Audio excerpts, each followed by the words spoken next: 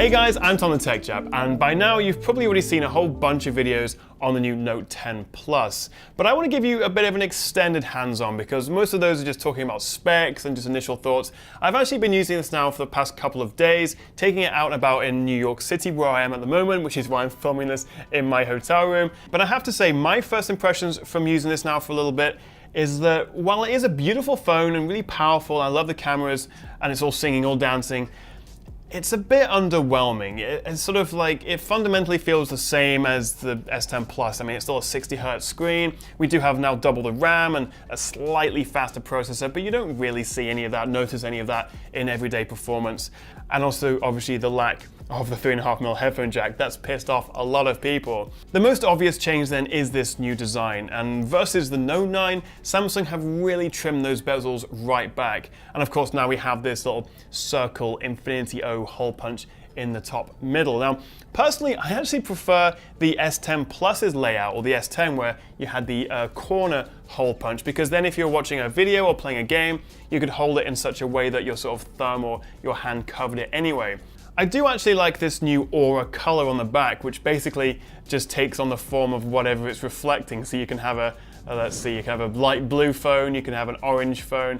When it hits the light just right, you get kind of like a rainbow effect, and I like it. If you prefer, there are going to be traditional black and white ones and things like that, but it is an absolute fingerprint magnet. I've been wiping this against my sleeve all day as I've been trying to film it, so that's something to bear in mind. So the first time you actually pick up the Note 10 Plus, you do feel that this is a big phone. Footprint-wise, it's actually not really any bigger at all than the Note 9, but because we've got this beautiful, huge 6.8-inch screen, it does feel big. Now, the curved edges to the screen do help make it feel more comfortable in the hand, but I have found that sometimes as I'm holding it, because I need a good grip and I'm reaching my thumb across, that my palm touches the screen, and then it doesn't actually activate or do anything or register my finger, as you can see there actually. There are a few other design tweaks as well. Firstly, in terms of the button placement, there's nothing at all on the right hand side. It's completely flat, and there's just two buttons on the left, the power and the volume rocker. Now firstly, they are actually quite high up. I mean, the volume rocker is nearly at the top of the phone, and this is a big phone, so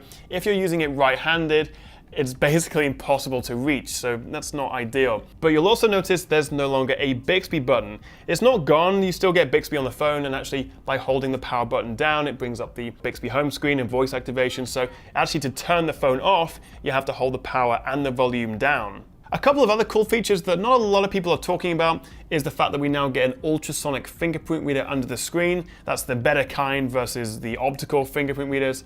And it is nice and fast. It's quite a small area, but it does work well. But even better is the Face Unlock 2.0, and I love it. It's really fast. You can enable the setting where it takes you straight to the home screen, so you don't have to swipe up from the lock screen. And actually, I have to say, it's one of my favorite features of the Note 10 Plus.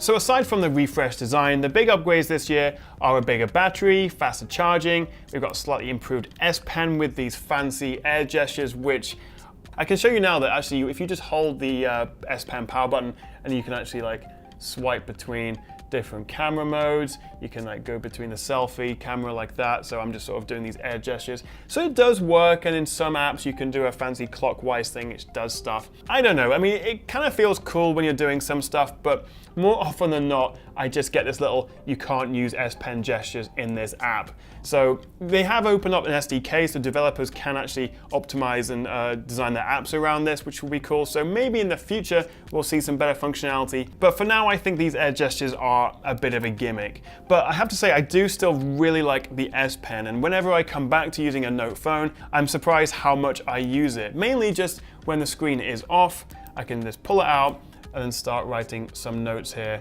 So in terms of speed and performance, it doesn't really feel any different to the S10 Plus, to be honest. We do now have 12 gigs of RAM, double the RAM, so that should help maybe if you're using screen view or DeX or doing more intensive side-by-side split screen stuff. And it has got that new 7nm Exynos processor, the 9825, which is a slightly overclocked version, which is interesting because we've got this newer Exynos processor, but in the US variant of the Note 10 Plus, you still have the standard Snapdragon 855, you don't get the Plus, so that's a bit weird. But having said that, one of the best new features is this camera setup. So this is basically identical to the setup you get on the S10 Plus 5G. We've got the same main lens, ultra-wide telephoto, and also this time-of-flight sensor, which helps with augmented reality and also gives you better depth and also live focus video. You can actually do it on the rear and the front selfie camera, but there's issues around edge detection and it can look quite fake. Just have a look at this. But we've got live focus, the new live focus feature on the Note 10 Plus.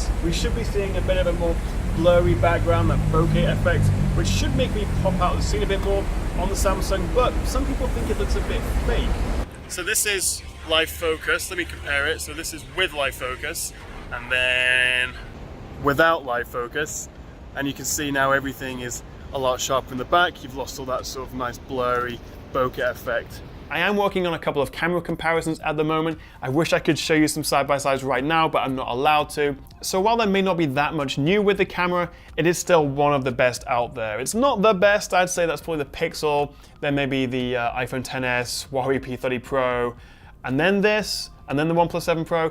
It's still really good, especially in the daytime. This handles dynamic range really well. I also love the portrait shots you can get out of it. Even though I have been using this for a couple of days, I'm still not quite ready to give a final judgment on the battery life. We now get a 4,300 mAh cell in here, that's up from 4,000 on the Note 9. It is pretty good, and a day and a half should be about right. I also unfortunately don't have the new super fast charger, because one of the features of this is you get 45-watt charging, which is crazy fast, but I haven't been given one of the plugs to actually test that with. So again, I'll look at that in a full review.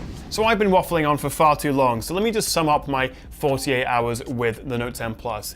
It's a fantastic phone, but it is very, very expensive.